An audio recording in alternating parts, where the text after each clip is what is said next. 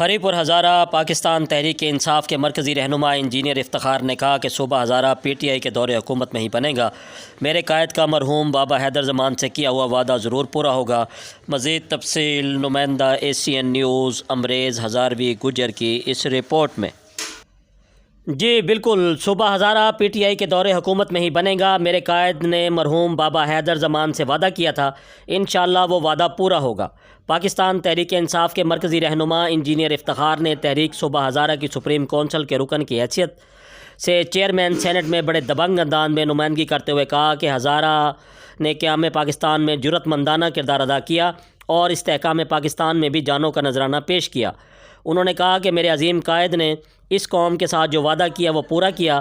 انہوں نے کہا کہ ہری پور کے لوگوں کی سب سے بڑی قربانی ہے کہ ان کے آباء و اجداد کی قبریں تربیلا ڈیم میں ہیں اور ان کے متاثرین آج بھی در بدر ہیں۔ انجینئر افتخار نے مزید کہا کہ تحریک صوبہ ہزارہ سیاسی لوگوں کا ایک غیر سیاسی پلیٹ فارم ہے۔ ہم وزیر اعظم سے چیئرمین سینٹ کی وساطت سے اپیل کرتے ہیں کہ ہزارہ کو صوبہ کا درجہ دیا جائے۔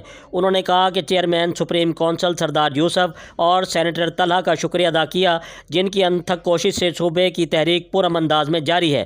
انجینئر افتخار نے کہا کہ اراکین کونسل کسی بھی غیر قانونی سرگرمی کو نہیں اپنائیں گے اور جائز قانونی راستہ اپنا کر جدوجہد کو کامیابی دلائیں گے۔